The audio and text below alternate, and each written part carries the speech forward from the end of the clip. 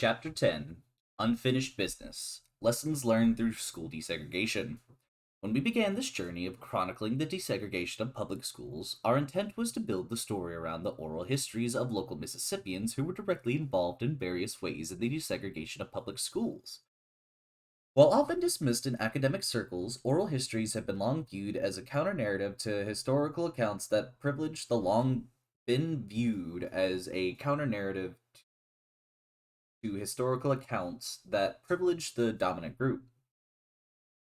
Oral histories have been particularly important in including the marginalized voices of the oppressed, the conquered, the enslaved, and the silenced. Oral histories also highlight the historical importance of context, the everyday world in which people operate, and unique microforces influencing people's behavior. In organizing the book with separate chapters on black parents, superintendents, principals, and teachers, we hope to capture the nuances of how school desegregation was accomplished, fought for, resisted, and doomed in differing ways in different parts of the state. Our inclusion of the role of sports, band, the prom, cheerleading, and student government during the school desegregation process is a reminder that educational reforms cannot ignore the importance of the informal curriculum, the hidden curriculum, and the extracurricular of schools. The chapters on protests and private schools illustrate two primary ways in which people responded to this monumental cultural change that threatened the status quo. One, they resisted in various ways through conventional methods of protest, and two, they formed a counter movement that sought to retain the tribalism to which they clung and around which their identities were built. We struggled with where to include the stories of students, since ultimately they were the ones most affected by the decisions made for them during this era of school desegregation, yet had the least voice in determining its implementation. Their stories play prominently in the chapters on sports and extracurricular activities because these are the two facets of school life in which students have some power to affect change. The lessons learned from their stories should remind us that the decision we make today for students have the potential to be life changing in the future. For many students who came of age in the era of school desegregation, that experience fundamentally shaped their beliefs about race, racism, power, and politics. For many, it was a transformational time in their development and set them on a lifelong path of being change agents in the state and country. They went on to become politicians, teachers, and principals, attorneys, journalists, policymakers, and business leaders, taking with them the lessons they learned about inequalities in schools and in society and the power of ordinary people to bring about change. As we shared our research with local civic clubs and attendees at national academic conferences, we inevitably have been asked two questions. One, was school desegregation successful in Mississippi? And two, what's the takeaway from the historical study for schools today?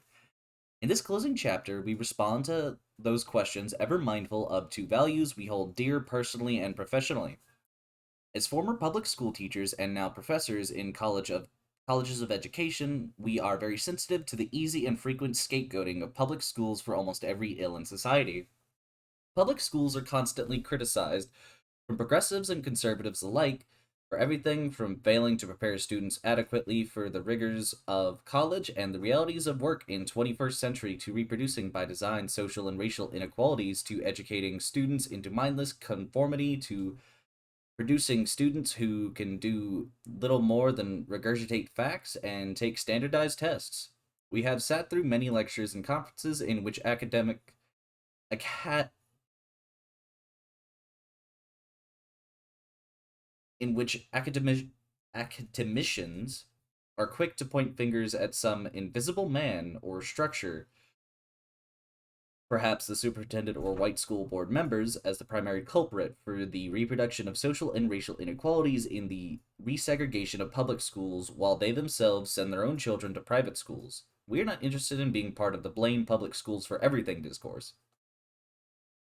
We are acutely aware of the hard work just trying to have school that goes on every day in classrooms and principals' offices, at PTO meetings and high school gymnasiums, and in the halls, cafeterias, and faculty lounges where educators face complex problems that cannot be fixed as easily as the cacophony of outside voices suggest.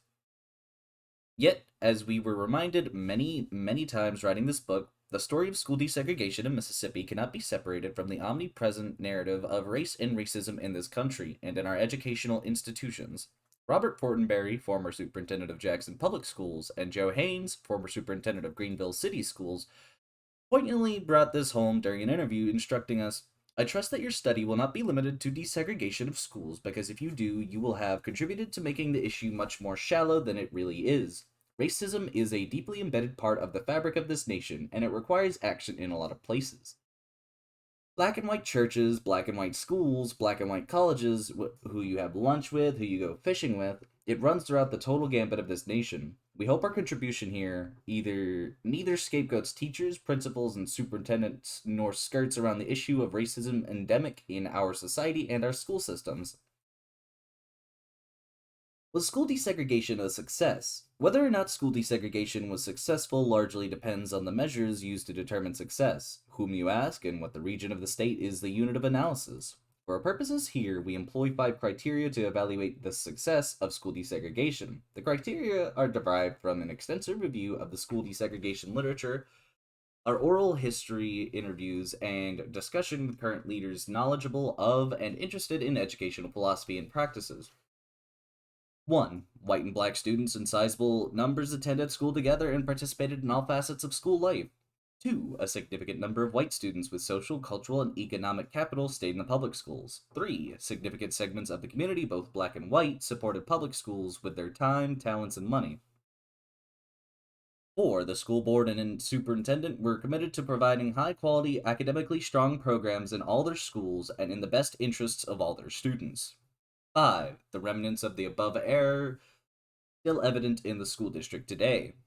Using these 5 criteria, we offer this answer to, was school desegregation successful in Mississippi? Yes, no, yes, then no, no, then yes, and still being decided.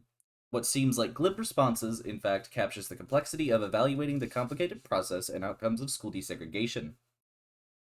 Making the Grade, School Desegregation Success Stories. Ever the optimist, Willie Morris, author of numerous books set in this beloved state of Mississippi, preferred in 1986, who could have predicted a generation ago, when the civil rights movement was at its crest, that the integration of public schools would someday work best in the small to middle-sized cities in the South? It is the world of proms and cheerleading in classrooms and ball games. To his death, Morris possessed an interminable belief that Mississippians could work through their differences, including conflicts over school desegregation, because they are a sense of place marked by community and kinship, a love of sports, music, and religion, and a way of life defined by manners and rituals. Morris would be pleased to see that his prediction 30 years ago has proven true in many communities like Columbia, Grenada, Starkville, Kosciuszko, Quitman, Oxford, and Tupelo, where school desegregation was worked out rather successfully and continues today. Black and white students worked out rather successfully. Black and white students learn together in integrated classrooms. They play sports and sing in the choir together, and significant portions of the local power structure, including the school board, are committed to a strong public school system. Probably no town better represents the success of public school desegregation than Clinton. The Clinton Separate School District was formed in 1970, breaking away from the Hinds County School District and taking with it a significant portion of the white enrollment. After the split, the Hinds County school system had a 68% black enrollment. The new Clinton School District was 85% white. When Virgil Ballou began as Clinton's first superintendent in June 1970, he inherited a brand new elementary school scheduled to open in August, but the school had no sewerage hookup. 3 weeks before opening day, he was still trying to locate furniture for it. Despite the shaky start, Ballou laid the foundation for what is now a still thriving public school. He created a grade-based system of schools, whereby all children in each grade attended the same school. Students moved as a cohort from one school to the next. Ballou had the foresight to know the importance of a community school system in which schools were not identified as good or bad or black or white. He explained, I didn't want to fight this thing about drawing lines and counting blacks and whites, and I didn't want to set up a system here where one school could have a lot of support from parents while the other school didn't have support from parents. His proposal was also based on sound educational practices. Principals and teachers would be experts in the curriculum and best practices of their specific grade level.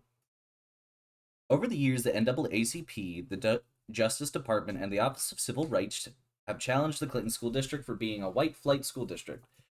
In 1977, the federal government filed a lawsuit against the school district demanding it will be rejoined with the Hinds County school system. Ballou worked with the federal government on a plan that allowed Clinton to absorb a predominantly black neighborhood and convert two of its schools to the 6th and ninth grade centers for the entire district. The plan was approved, thus significantly increasing the black population in the district. Today, the Clinton separate school system is the academic gem of the state. It is a racially diverse, high-performing school system that earned an A on the state's 2016-2017 report card. In 2015, about 85% of its 12th graders graduated high school, nearly 4 percentage points higher than the national average, nearly 10 percentage points higher than the state average. During the 2012-13 school year, nearly 94% of black students in Clinton passed the state algebra exam. On the state's recent third grade reading exams, 98% of Clinton's third graders passed on the first try. On other markers imperative for school success, Clinton excels. Parents are highly involved in the schools. Teachers and principals set high academic standards for all students. The school system has invested in the latest technology, including iPads or laptops for all students, and the community supports the schools in its academic endeavors and its extracurricular accomplishments. As it was in 1970, all students in the district begin school at Clinton Park East Elementary, and they graduate as a group from Clinton High School. There are no intra-district rivalries, either academically or in extracurricular activities. When the Clinton High Arrows won the 2016 6A state football championship, the entire community celebrated the victory. The Clinton separate school system is no longer a white majority school district. Over the last 15 years, its white school-age population has slowly decreased from 55.41% in 2003 to 4 to 49.43% in 2010 to 11 to 39.15% in 2016 to 17. Today, its black population is 52.85, with a growing Asian enrollment of 5.79%. Socioeconomically, the Clinton school system does not reflect the state. The district's median household income of $55,486 is far above the state average of $39,665. Statewide, approximately 70% of school-age children are eligible for free or reduced-price lunches. In Clinton, only 43% qualify. However, from the perspective of Joy Tyner, principal at Northside Elementary, Clinton's real success with school integration is that it mirrors the racial diversity of the state. I love the fact that I can walk down the hall and look into any class and it looks like Mississippi. Flunking out, failing at school desegregation. 88% of school-age children in Mississippi attend public schools. Of them, 48.87% are black and 44.35% are white. A cursory look at these figures might suggest that the school desegregation was successful. Mississippi's public schools are comprised almost equally of black and white students. However, such figures are misleading. Overall, the state population is 37.6% black and 59.5% white, indicating that white students are not proportionally represented in public schools. In some areas of the state, almost no white students enroll in their local public schools. Statewide, approximately 10% of their white students attend primarily segregated private schools. Almost half, 45.2% of black students in Mississippi attend public schools that are 90 to 100% non-white schools. Nationally, much attention has been given to the resegregation of public schools. In 2012, almost 40% of U.S. students attended schools that were 90 to 100% minority. The South, with the largest percentage of black students, remains the least segregated region of the country. But the percent of black students in the South attending majority non-white schools slowly increased from 61% in 1991 to 71% in 2003. As early as 1968, researchers had begun talking about the resegregation of public schools, precipitated by school desegregation. In his 1971 analysis of the private school movement in Mississippi, James Palmer identified 4 types of resegregation. 1. Intra-school resegregation. Results from policies on the part of the administration or, more subtly, by actions of the staff and student body. An example would be the use of ability grouping to assign students to primarily segregated classrooms in newly integrated schools. 2. Inter-school resegregation. Occurs when a desegregated school begins to return to a segregated status through a shift in racial balance between schools. This type of resegregation may occur because of changing residential patterns, example, white flight to the suburbs, or through intentional zoning policies to ensure certain parts of a city are zoned for a whiter school. 3. Intersystem resegregation occurs when white families either move or attempt to reestablish fictitious residences. An example would be whites fleeing a city school district with a majority black population to attend schools in the majority white county system through buying a house in the neighboring school district or using the address of a family member. 4. Extra system resegregation occurs when parents take their children out of the public schools. This kind of resegregation happens when whites remove their children from public schools and enroll them in private schools. One could certainly argue the term resegregation does not aptly describe what happened in many school districts in Mississippi because desegregation never occurred despite the abolishing of dual systems of segregated public schools. However, using Palmer's classification above, what occurred in many school districts in the state was the immediate capitulation of whites to private academies, resulting in extra system resegregation.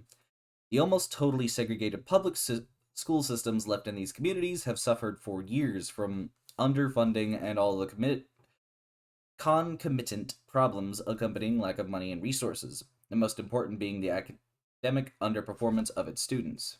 There are two tables, 10.1 and 2, that with 10.1 being the demographic data of districts receiving an F on the annual state report card. This has 4 columns, being school district, percent of black students, percent of white students, and poverty rate of the district. Amity, 81.77, 16.43, and 26.7. Canton, 89.37, less than 5, 31.4. Clarksdale Municipal, 96.67, less than 5, 37.7. Claiborne, 99.13, less than 5, 38.6. Coahoma, 89.57, 8.16, 32.6. Greenville, 98.69, less than 5, 35.9.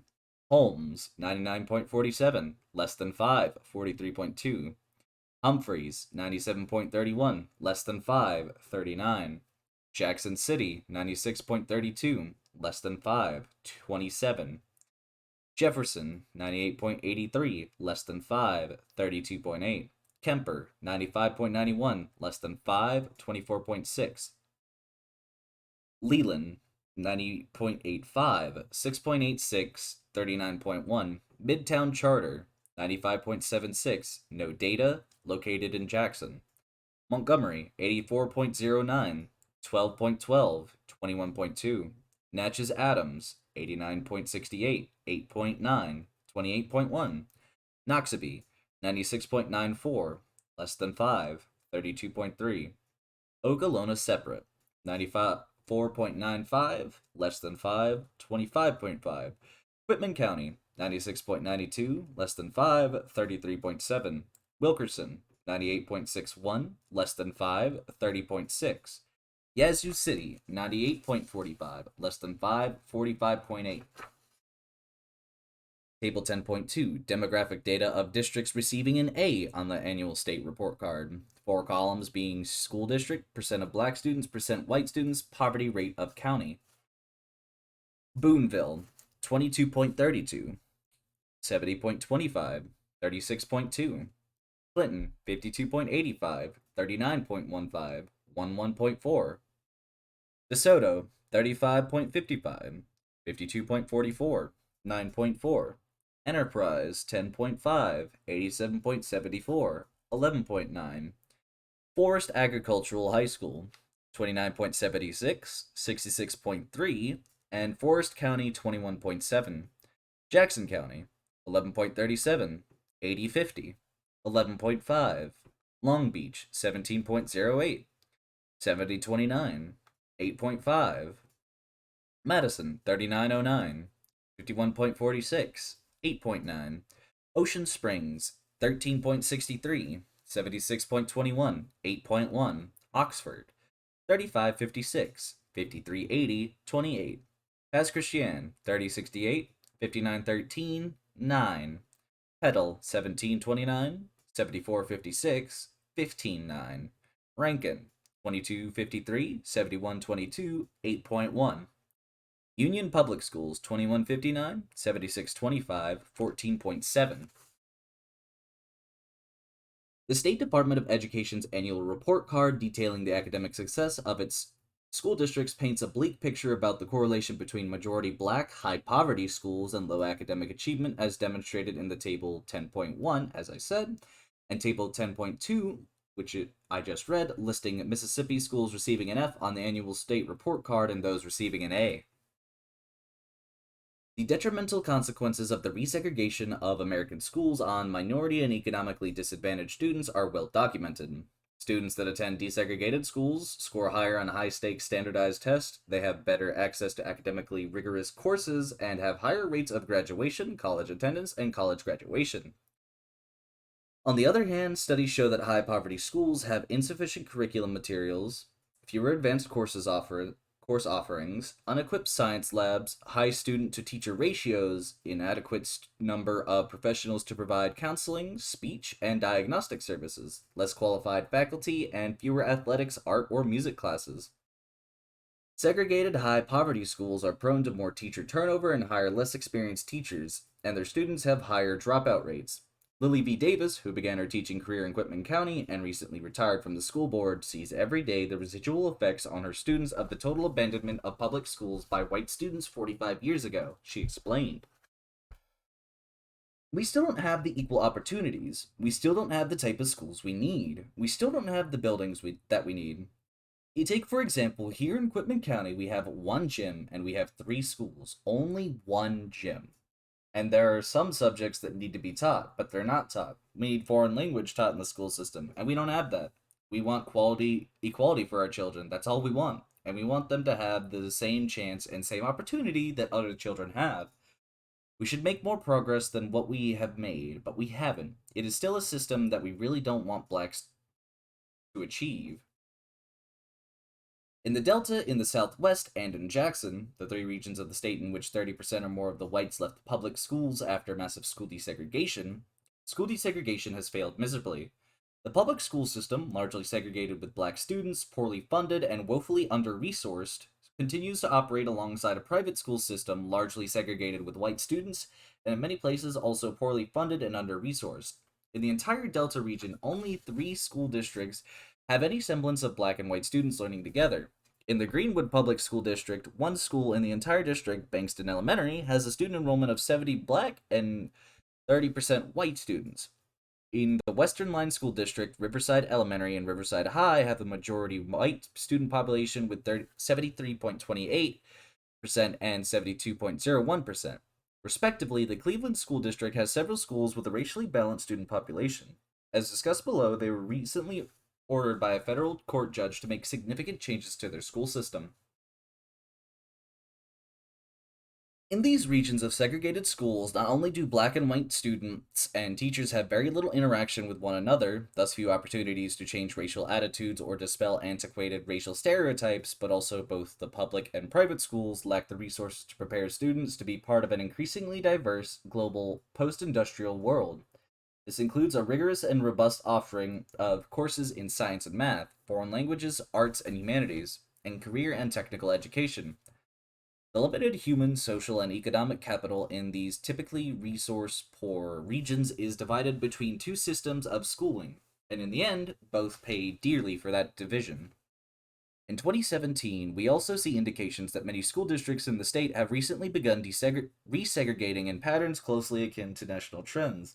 That is, white students are leaving the public schools either through white flight to public schools with higher white enrollments or to private schools.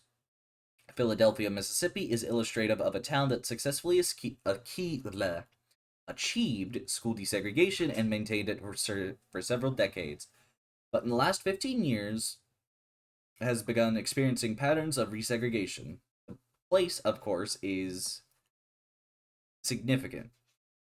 In 1964, 3 civil rights workers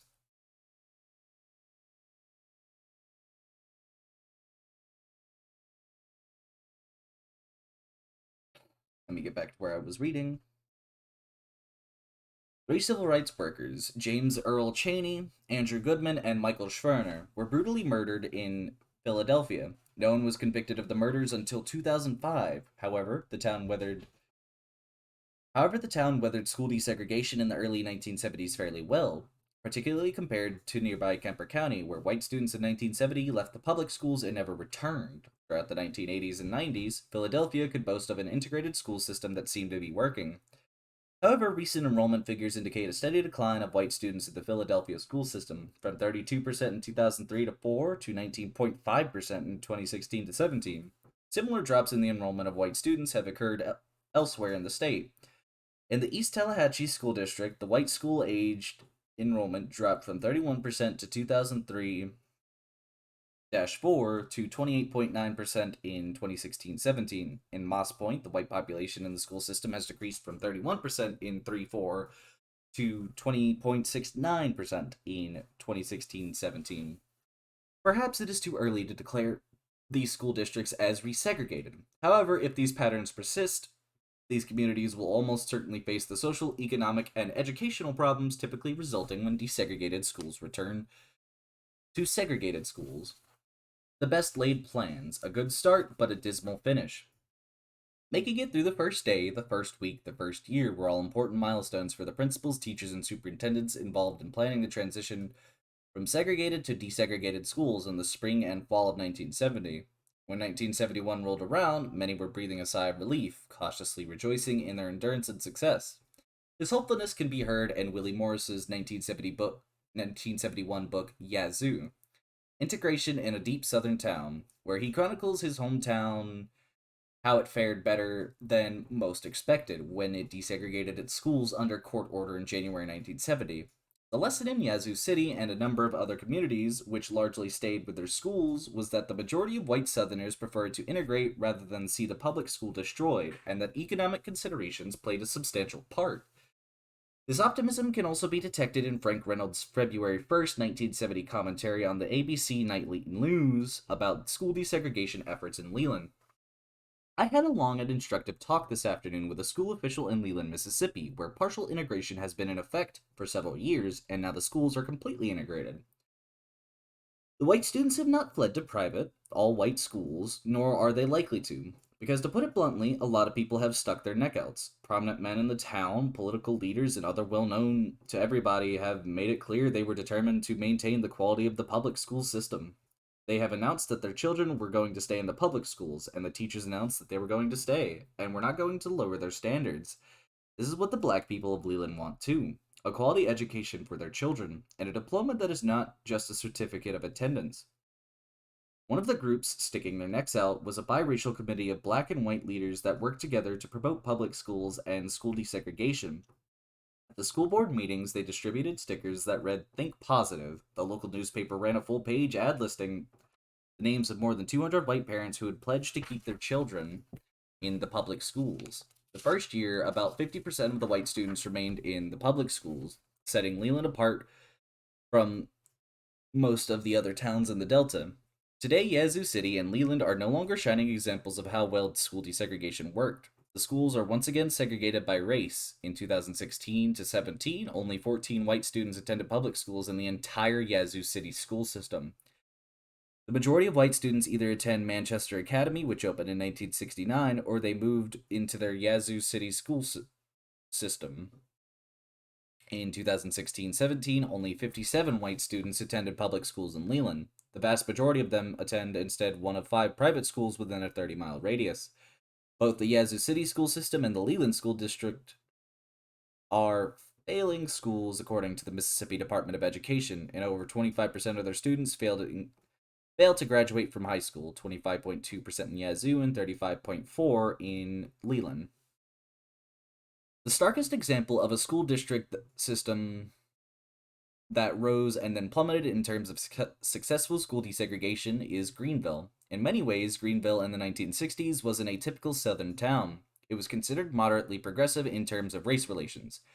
The editor of the local paper, Houghton Carter Jr., had publicly lashed out against the Citizens Council in a 1955 article in Look magazine, for which the Mississippi legislature attacked him and branded him a slanderer, a communist, and an integration sympathizer. Neither the KKK nor the Citizens Council had much influence in Greenville. Because of its location as a port city on the Mississippi River, immigrants migrated from New Orleans up the river to Greenville. Thus, for a southern town, it was ethnically diverse with a sizable portion of Italians, Lebanese, and Chinese living and working there. Greenville had an integrated railroad and bus system long before the rest of the state, and it was the home of several industries that relocated there in the 1950s, including the Alexander Smith Carpets, Steinmart, a department store chain was founded in Greenville. In the 1960s, Greenville was considered a prospering Delta town. In 1964, the Greenville School District was the first in the state to voluntarily initiate a school desegregation plan. It did so in defiance of Governor Paul Johnston's declaration for school systems to refrain from responding quickly or affirmatively to the Civil Rights Act. According to the school board chair J. Barthel Joseph Jr., local leaders knew school desegregation was imminent, and they wanted the federal money readily available for school districts that complied with school desegregation. Greenville also prided itself on being a progressive city and wanted to show the general public that the River City will not submit to disorder and chaos, but will set the example for the rest of us. River City was the pseudonym given to Greenville when it was featured as one of the case studies in the 1965 Coleman Report, the landmark federal Equality of Educational Opportunity study. The desegregation plan, first submitted by the Greenville School Board, laid out a 5-year plan for desegregating its schools, using FOC and beginning in 1865 to 66 with grades 1 and 2. Greenville modified its plan in summer 1965 to include desegregation in grades 1, 2, 7, and 12. Initially, 147 blacks registered to attend formerly all-white schools in fall 1965. Only 135 showed up the first day, and by January 1966, that number had dropped to 120. By 1968, approximately 15% of black students attended Greenville High School under the Freedom of Choice plan. No whites had chosen to attend any of the black schools, though. Dissatisfied with the slow progress of school desegregation based on FOC, black parents filed a lawsuit against the Greenville School District. In 1969, federal judge William Keedy ordered the school district to abolish completely and immediately its dual system of segregated schooling. In spring 1970, the Greenville Board of Trustees launched a comprehensive communication plan to apprise the community of the new desegregation plan scheduled for fall 1970. Members wrote letters to parents asking for the cooperation in making school desegregation work. They held a forum with all the school personnel to explain the changes, and they made the rounds with a color slide presentation to various civic clubs, PTAs, and other community organizations.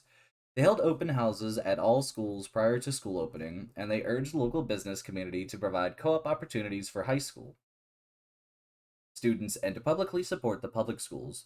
Despite the two new private schools opening in 1969, Washington School and Greenville Christian Academy, and the availability of a Catholic education through St. Joseph's Catholic School, a fixture of Greenville for almost a century, fewer than 20% of white students left the public schools when they reopened in 1970 as fully desegregated. Many of the middle class and affluent white Greenville families initially chose to keep their children in the public schools, setting an example for others to follow. By 75, white students comprised about 30% of the overall student population. In a 1976 report, the United States Commission of Civil Rights featured Greenville as one of its 29 case studies of school desegregation efforts in the country. This commission praised the town for its desegregation efforts. Greenville, Mississippi might serve as an illustration of the principle that where such a comprehensive approach is combined with good leadership and goodwill, desegregation works and works well. The Greenville public schools and community get A marks not only for effort but also for results. According to many students who attended Greenville public schools in the 70s and 80s, school desegregation was successful. Despite the concerns of many white parents that the desegregation would precipitate a decline in academic rigor, test scores in 1971 painted a different picture as reported in the May 7, 1972 issue of the Delta Democrat Times.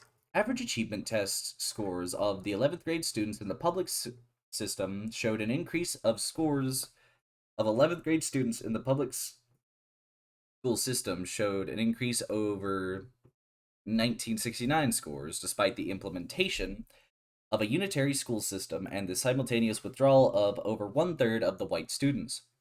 White students were by far the minority, but according to former school superintendent Leeson Taylor II, who graduated from Greenville High in 1989, we didn't think, was this an African American school or a Caucasian school, but was it a good school? And most were very good.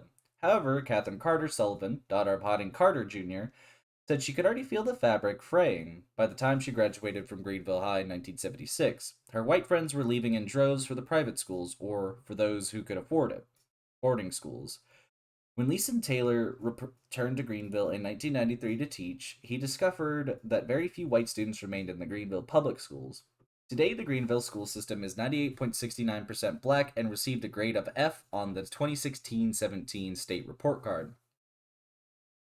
Plagued by a series of corrupt superintendents, one was jailed for taking bribes from a reading company, Greenville schools are dealing with the all too typical problems of underfunded, under resourced, poor, and segregated schools, buildings badly in need of repair, a dearth of qualified teachers, poor academic performance, and a general sense of malaise and frustration.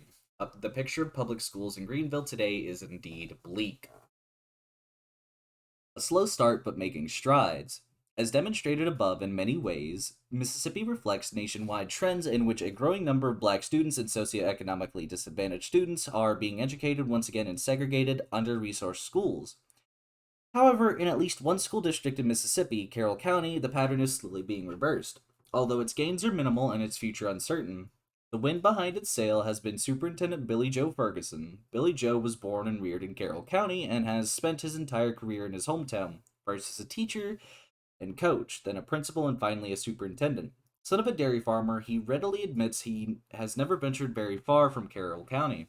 "He can't leave cows for very long," he quips. Billy Joe, who is white, was first elected superintendent in 96. In 98, he closed two schools, Biden High and Hawthorne Elementary, as a cost-cutting measure. It was not a popular decision, and Billy Joe was defeated in 2000.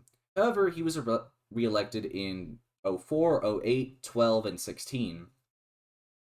Billy Joe made national news in 15 when he wrote an open letter to Governor Phil Bryant begging the state to help his school district by fully funding the Mississippi Adequate Education Program, MAEP, enacted in 1897 and funded only twice since that time. Governor Bryant did not respond to his letter, but the regional and national press did. MSNBC featured a story on Billy Joe in the Carroll County schools. He also made news by giving up his $86,000 salary to save his school district money. He retired and began drawing instead an annual salary of only $18K, while he continued to work full-time as a superintendent. Carroll County is a rural, sprawling area covering 635 square miles in the Hill Country just on the outskirts of the Mississippi Delta. It is poor and predominantly white with a long history of an active KKK and Citizens Council. When the schools fully desegregated in the fall of 1970, approximately 90% of the whites left the public schools for either Holmes Academy or Carroll Academy. Despite the mass exodus of whites from the public schools, the school board continued to be comprised of white members with no investment or interest in strengthening the public schools. It unabashedly diverted public school resources to help Carroll Academy. The private school was open on the grounds of a former public school. Public school buses were used to transport the white children to a Carroll Academy, and textbooks intended for public schools were given to the private school. The school board regularly squelched any attempts at raising taxes to aid the public schools. The Council of Conservative Citizens, a descendant of the Citizens Council, proudly boasted of its affiliation and support of Carroll Academy. In 1999, it helped raise $100,000 for the school, and as late as 2011, sponsored barbecues and other fundraisers for the school. Today, the public school district is still predominantly black, still badly underfunded, and still struggling to help its children achieve academically. But some slivers of progress have been made. The 5-member school board is now comprised of 2 black and 3 white members. For the first time ever, one of the white school board members, Daniel Vest, has his 3 children in the public schools. According to Billy Joe, with the election of Vest in 2013, he now has, for the first time, a school board in which the majority of the members have a personal investment in the success of public schools. Whites have trickled back to the public schools in the last 15 years, an unusual trend in the state. In 2003, 29% of the school district was white. By 10, that number had crept to 32%. In 16-17, which comprised 39.34% of public school enrollment. Some modicum of success has been achieved in academics as well. In 2015, 81% of the students at Marshall Elementary passed the statewide third grade reading test. A 19% failure is impressive when compared to nearby Holmes County, where 59% of its students failed the same test. In fall 2011, Billy Joe applied for a federal grant to fund a 4-year-old program in his elementary school. Today, 38 preschool children are enrolled. Many more would like to be, but a shortage of space prevents Billy Joe from expanding the program. Billy Joe is philosophical about the realities of heading a poor school district with few resources. In life, when you're poor, you have to do without. But according to Claiborne Barksdale, former CEO of Barksdale Reading Institute, Billy Joe is one of the true heroes for public education in Mississippi. Billy Joe is vociferous in his support of public schools and has spent his career challenging the white power structure, which, according to Billy Joe, is made up of those who don't give a lick about children who attend public schools, especially if they're children of color or from low income families. Whether or not Carroll County will continue the reversal of state and nationwide patterns of resegregation may be determined in 2020 when Billy Joe's tenure as an elected superintendent is finished. According to a new state law, he, like all superintendents in the state, will be appointed by their school board. The verdict is still out. School districts remain under court orders.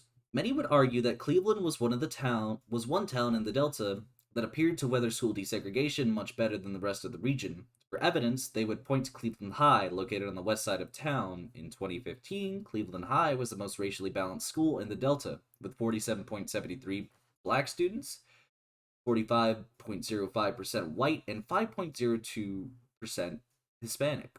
However, across the tracks, literally, on the east side of town, East Side High and D.M. Smith Middle School were almost entirely segregated by race. East Side with 99.47 black students, and D.M. Smith with 99.29% black. In May 2011, the Department of Justice filed a motion asking the district judge to force the Cleveland City school system to comply with school desegregation orders that have been on the book for 45 years. Nationwide, approximately 340 school districts are still under school desegregation orders. Mississippi has the most with 61. School districts still under court orders are required to submit annual reports detailing the progress they have made toward desegregation. Any changes to a school system, the creation of magnet schools, must first be approved by the court. According to Nicole Hannah Jones, enforcement of school desegregation orders has increasingly become laxer. She cites a school board attorney in Hollandale, Mississippi, who was not even aware that his school district was still under court orders. In fact, the school district has not been submitted an annual report in 30 years. Hannah Jones emphasizes the importance of these court orders in the desegregation of schools in the South. For decades, federal desegregation orders were the potent tool that broke the back of Jim Crow education in the South, helping transform the region's educational systems into the most integrated in the country. She points out that once schools are released from desegregation court orders, they tend to resegregate. Cleveland's school desegregation saga began in July 1965 when the parents of 131 black children filed a lawsuit against the Bolivar School District for failing to comply with the school desegregation mandates. On July 22, 1969, federal court judge William Keedy ordered the school district to desegregate but allowed it to use geographical attendance zones based on residential housing patterns. Cleveland was geographically a racially divided town. Whites lived west of the railroad tracks, blacks resided on the east side. The school district was divided into two zones, and students attended school based on proximity of residence. Hence, Cleveland High became the high school for white residents on the west side and east side the school for blacks. Over the years, Cleveland has been called back to court a number of times to address its continued pattern of segregated schools. In 1989, a federal judge ordered the school district to implement a majority to minority transfer policy, meaning in practice, black students living anywhere in the district could attend Cleveland High because it was a majority white school. Likewise, any student could attend Eastside High. Many black students began attending the majority white Cleveland High and Margaret Green Junior High, yet no whites chose to attend the majority black East Side or D.M. Smith Middle School. In 2013, the district courts intervened again. This time, federal judge Glenn Davidson abolished the attendance zones created in the 1969 decree and allowed students freedom of the choice to attend the school they wanted. Again, no whites chose to attend East Side or D.M. Smith Middle.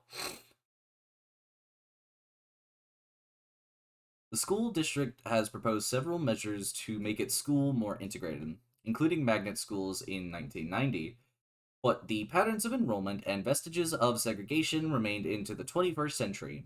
An integrated Cleveland High and a segregated East Side, or as many said, the white school and the black school, In May 2016, Judge Deborah Brown ordered the consolidation of the two high schools and junior highs, with all high school students attending Cleveland High, which would incorporate nearby Margaret Green Junior High, and all middle school students attending East Side. Response to the ruling was mixed. Many black residents viewed it as a victory for ending segregated schools after a 45-year battle. Others were concerned about how their children would fare at Cleveland High. The mother of the valedictorian at Eastside noted that Cleveland High had never had a black valedictorian. Many whites were perplexed at the ruling, for they saw Cleveland High as a shining example of an integrated school that was working. "It's a big eclectic mix where everyone has a spot," remarked a parent of a child who attended Cleveland High. Former school board member Jim Timms, who is white, expressed concern that whites would not stay with the public school because the racial composition of the new school would tip toward a ratio with which whites would not be comfortable being the minority, since blacks comprise 68% of Cleveland's student population. According to Vandita Gupta, head of the Justice Department Civil Rights Division, the Cleveland ruling is a potent reminder to districts that delaying desegregation is unacceptable and unconstitutional. As we write this book, the verdict of whether or not school desegregation was successful in Cleveland is still up for debate. The school district has offered a desegregation plan from the one Judge Brown ordered. Whatever plan is chosen is scheduled to go into effect in 2017-18, yet questions linger. Will the white students leave the public schools for Bayou Academy, begun in 1964, or Presbyterian Day School, begun in 65? Thus, following the pattern of other Delta towns, will the Delta State University academic community rally around the school system and help promote public schools, as did the University of Mississippi community in 1970? Will black students feel welcomed and included in all areas of Cleveland high school life? To what extent will black students feel lost when Eastside High is no longer the centerpiece of the black community? Lessons learned. As illustrated throughout this book, ordinary Mississippians, both black and white, were key players in the story of school desegregation. Some came kicking and screaming, many made personal sacrifices to ensure justice for all, and others simply saw themselves as doing their job. Their stories are important in documenting how local citizens become involved, willingly or not, in bringing about social change. People fervently disagreed on much during this time period. However, almost everyone featured in this book believed in the late 1960s that their town, their state, and their children were only as strong as their local public school system. As Tom Doolin, the superintendent of Winona Public Schools during this time period, succinctly explains, "The public school system in the state of Mississippi is the only hope for many, many, many of our children in the state. Their only hope is education. If we do not have good public schools, they are not going to get an education. And that is not right. Everyone is supposed to have a chance." Dr. Doolin's words summarize what we hope is the takeaway from this book for today's readers, that is, the need in our local communities to build strong public schools for our state and nation's children. This requires both individual actions and collective efforts to strengthen public schools. Making a difference, local activism, and collective strategies. Recently, we attended a presentation at the University of Alabama about the resegregation of Tuscaloosa's public schools. After the presentation, a young professor told the audience that this was the fourth lecture she had attended in the last 2 years about this topic of resegregation in the local schools. She was clearly frustrated by all the talk but little action. She said she was desperately seeking a movement that addressed the problem with concrete actions. In the audience were two school board members, the principal of the town's all-black high school, the dean of the College of Education, and numerous university professors. Disappointingly, neither the presenter nor anyone in the audience offered her any suggestions. Yet the history of school desegregation provides an invaluable model for the potential of local activism to effect change around issues of school desegregation. From educators to editors to laundry pressers to nurses to 15-year-old students and to middle-class mothers, people during this time period found ways to support and advocate for the public schools in their community. For many whites who were part of their own town's established power structure, their activism manifested itself in making the personal decision to keep their children in public schools. State Senator Herman DeSalle led the petition in Yazoo City to encourage whites to sign their names in support of public schools, and kept his own children there while others flocked to private school. When Jack Reed, a prominent businessman in Tupelo, Ed Meek in Oxford, and Hawden Carter Jr. in Greenville, just to name a few, chose to keep their children in public schools, they influenced others to follow suit. Certainly, one can argue the motivations behind such actions, but the importance of local leaders making public stands in support of public schools by sending their own children to them was instrumental in many locales and making school desegregation a success. Douglas Blackmun, author of Slavery by Another Name, The Re-Enslavement of Black Americans from the Civil War to World War II, began school in Leland during the first year of desegregation and graduated from Leland High in 1982. Writing in 1992 for Harper's Magazine, Blackmun questioned the current absence of white activists in his hometown. Preachers and teachers and aldermen and grocers and research scientists and high minded farmers who band together during the early days of school desegregation and made a pledge to send their children to public schools. Blackman contends that their quietness today harkens to the complicity of many whites in the 1950s and the 1960s to perpetuate racism, not by violence or ill treatment of blacks, but by doing nothing. Blackman writes the moral convictions that integrated my school has given way to an indifference and numbness. The same numbers that allowed me and most white Deltons to accept abject black poverty just a stone's throw away from our own homes. 30 years ago, when a president of one of the state universities decided to enroll his children in the local private school, it is reported that he was met with public outcry and a reprimanding phone call from a state legislator. Recently, the president of the same university enrolled his children in the local private school. The public, including his own academic community, hardly batted an eye. No local or state politician gave him a dressing down for his actions, after all. Many would argue where one sends their children to school is nothing more than a personal choice and should not be imbued with any symbolic meaning. The history of whites in positions of power making personal and often difficult decisions to invest in their public schools by sending their own children to them should remind us that personal choices do matter. Admittedly, they are not sufficient on their own, but to relegate such decisions to irrelevance negates an entire history of individuals making moral choices to stand as the oppressed or with the oppressed and to fight for social justice within one's local context.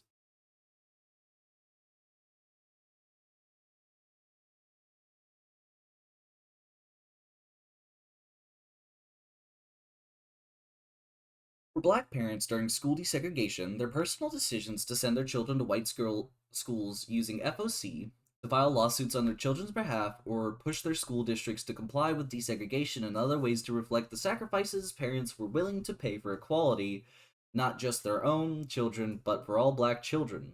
They and their children were harassed, intimidated, fired, beaten, and sometimes forced to leave town. Yet they stood steadfast in their belief that their children had the same rights as white children to get an education, fulfill their dreams, and soar to achieve all they desired. As Lean Adams, one of the mothers of the forefront of the fight for her children to attend integrated schools, said, when our kids went to school, black children only made up 15% of the total population. Sending our kids to school was hell on earth. We had to do it, but it was hard on the children.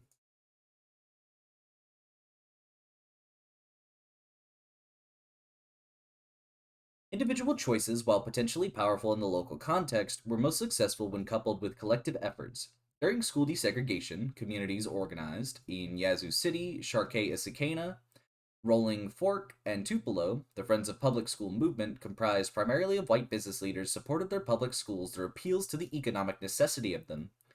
Occasionally, white and black residents formed pro public school coalitions, such as in Leland and Oxford, to ensure a peaceful transition to desegregated schools.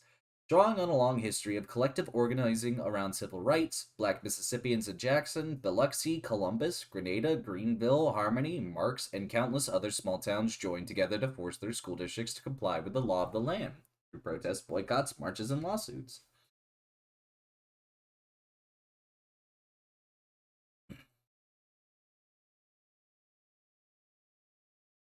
Both black and white Mississippians challenged legislative mandates and local policies designed to weaken public schools. When the 1964 legislature approved a private school tuition voucher, Mississippians for Public Education (MPE) struck back with their own publication, A Time to Speak, which lambasted the law and its potential repercussions for public schools. They encouraged people to take action by calling their local legislators to express their opposition to the bill. Their activism stimulated a public discussion about why such policies were not aligned with the democratic ideals upon which this country was based. Black citizens challenged their school boards and took them to task when they made policies clearly intended to propagate segregated schools by funding directly or indirectly private schools. They held their school boards accountable for enacting discriminatory policies against black teachers, such as inappropriately using GRE and NTE scores to decrease the black teaching staff, or assigning black students to still largely segregated schools or classrooms based on scores on achievement tests. These public challenges to legislative actions and local policies did not always produce the results intended, but as these local efforts illustrate, strategic organizing requires deploying an array of political, legal, and economic tactics in any fight for social justice.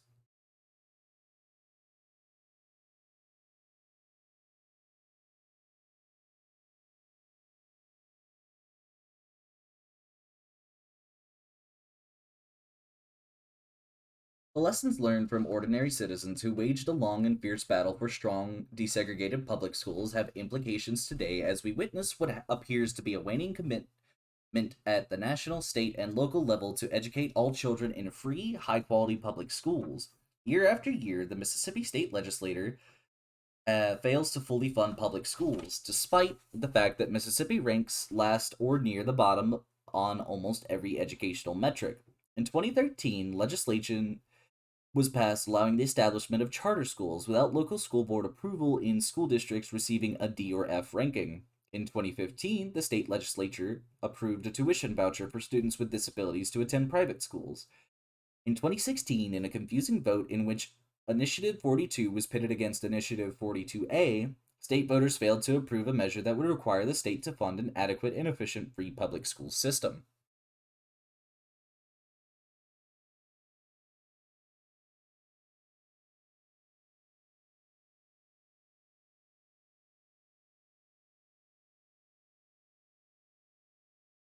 Supporters of tuition vouchers, charter schools, and privatized education often couch their arguments for these measures in the rhetoric of choice, parental rights, and quality education.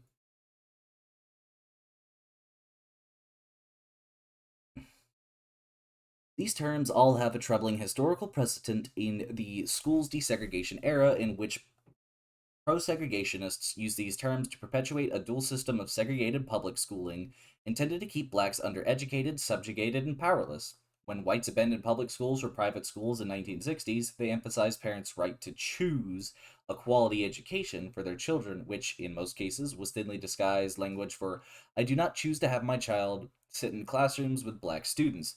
Another term from the school desegregation era reemerging in the current lexicon of supporters of school choice is government schools, to refer to public schools. At the Tea Party Unity Rally in 2012, conservatives talk show host Neil Bortz urged the audience to quit using the term public schools and instead refer to them as government schools. In 64, William Simmons, editor of the Citizens Council newspaper and director of the Jackson Citizens Council, urged his readers to do the same. Simmons followed with a call of whites for whites to leave the government schools, which he claimed were nothing but pawns of the federal government. Boers urged his contemporary audience to defund public schools, support vouchers for private schools, and preach school choice. Bortz and other school choice supporters would adamantly deny that their current usage of school choice or references to public schools as government schools is intended to exclude black students. Indeed, Empower Mississippi, whose goal is for 50,000 Mississippi students, 10% of the public school population, to be enrolled in education choice programs by 2025, makes the opposite claim. School choice moves students into less racially segregated classrooms than the public schools they were previously attending. Empower Mississippi has been instrumental in helping pass charter school and tuition voucher legislation in the Mississippi legislature. However, if the goal of those touting choice is truly to bolster the educational experience and outcomes of all children, regardless of their race or social class, then those making such claims would be well served if they coupled their declarations about the emancipatory possibilities of choice with an acknowledgement of the racist legacy of these terms and evidence that choice for some will not lead to separation of white middle class students from black and economically disadvantaged students in resegregated schools.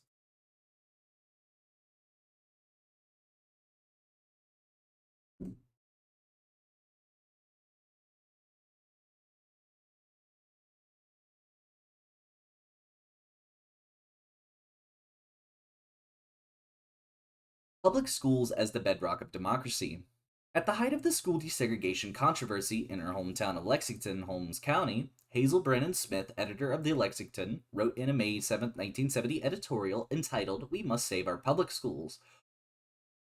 Holmes County today is in a state of crisis which must soon be resolved if our country is to survive. What is absolutely essential is that all citizens who care about the future of our country join together in saving our public school system. Without a good public school system, Holmes County has no future, educational, economic, or otherwise. Smith's impassioned plea to her readers about the necessity of a strong public school in their community invokes the spirit of Horace Mann and other public school reformers to believe that foundational to a strong democracy was a strong public school system for the common good. As history demonstrates, the ideological underpinnings of this call for free public schools for all repeatedly failed in practice as blacks, girls, the poor, and immigrants were systematically denied access to free public education, but its ideal was never lost on those who fought valiantly through the years to secure its promise.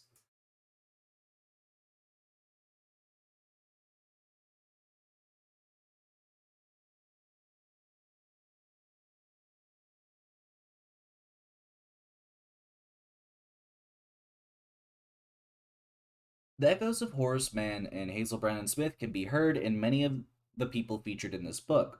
Local people who worked through school desegregation because they believed strong public schools were not only imperative for helping children, regardless of their race, their gender, their birthplace, or their parents' occupation, achieve their individual dreams and goals, but also because they knew the civic health and economic viability of their local communities were only as strong as their local public schools. A book about the history of school desegregation